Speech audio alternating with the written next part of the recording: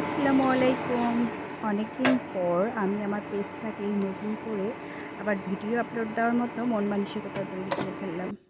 তো যেহেতু আমি অনেকদিন ভিডিও আপলোড করিনি, তো অনেক আপুকে দেখে আমার মনে হলো আমার পেজটাকেও একটু সুন্দর করে ফেলি। তো আমার পর্দার স্ট্যান্ডটা এখানে নষ্ট হয়েছে। এক কাপ চা খেতে না খেতেই আমার পর্দার স্ট্যান্ড লাগানোর জন্য অলরেডি মেকার চলে এসেছে। ওনার কাছ থেকে আমি ড্রিল করে নিলাম, কেননা আমার একপাশে পর্দার স্ট্যান্ডটার একটু সমস্যা হয়েছিল, যার কারণে নতুন করে স্ট্যান্ড কিনতে হলো। তো সকাল সকাল ছেলেটা চলে এসেছে, আমাকে পর্দার স্ট্যান্ডটা লাগিয়ে দিল। তো আলহামদুলিল্লাহ, আমার ছেলে আবার ডিম ভাজা ছাড়া ভাতে খেতে চায় না। তো আমি তেমন কিছুই রান্না করিনি। তো এই জন্য ভাবলাম যে ওকে ডিম ভেজে দিই, আর ওকে ভাত খাওয়ানোর পর আমার একটা মানসিক তৃপ্তি কাজ করে। কেননা সব মায়ে কিন্তু কাজকর্ম করতে গেলে কিন্তু তার একটা মানসিক তৃপ্তির দরকার।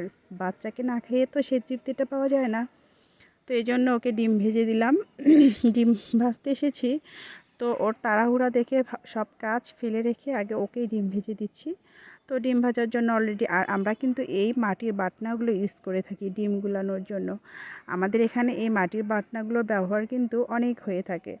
ভর্তা ছানা বলেন, সব কিছুতেই এই মাটির বাটনাগুলো অনেকটাই আমরা ব্যবহার করে থাকি। কে কে ব্যবহার করেন প্লিজ কমেন্ট করে জানাবেন। আমি জানি যে অনেকেই এখন আধুনিকতার যুগে মাটির জিনিস ব্যবহার করা ছেড়ে দিয়েছেন, কিন্তু তারপরেও মনে হলো যে আসলে কিছু কিছু জিনিস ধরে রাখা ভালো। ঐতিহ্য, আমাদের মাটির যে জিনিসপত্রের যে একটা ঐতিহ্য, একটা ব্যবহার, সেটা এখনও আমরা অনেকটাই রেখেছি। তো ডিম ভাজাটা কমপ্লিট হয়ে গেল, ওকে আমি ডিম ভেজে দিলাম। আর ডিমটা কিন্তু অস্বাভাবিক। আর এখানে রইল শিম ভাজি।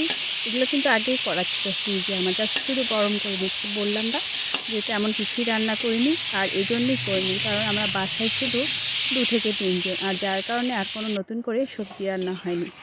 আর এখানে মুগের ডাল দিয়ে ডিম রান্না করেছিলাম, তার একটা ডিম বেঁচে গিয়েছে, কিন্তু ডাল অনেকটাই বেঁচে গিয়েছে। যেহেতু আমার রান্না টুকিটাকি আছে, এজন্য সকালে অন্য কাজে ব্যস্ত থাকবো দেখে আর ডিম রান্না করা হয়নি। আর দ্বিতীয়ত, আমি কিন্তু মুরগি পালতে খুব বেশি ভালোবাসি, আর এটা দেশি মুরগি। আর দেশি মুরগি কিন্তু অনেক আপুরা বাসায় শখের বশে পালন করে থাকেন। তো আমি একটু বাহিরে যাব, যার কারণে চটজলদি রাতের খাবারগুলো গরম করে দিয়েছি। আর দ্বিতীয়ত কথা হচ্ছে, বাহিরে যেতে গেলে রাস্তায় একটু রিক্সার জন্য দাঁড়িয়ে থাকতে হয়। আমিও রিক্সার জন্য অপেক্ষা করতেছিলাম আর হাঁটছিলাম।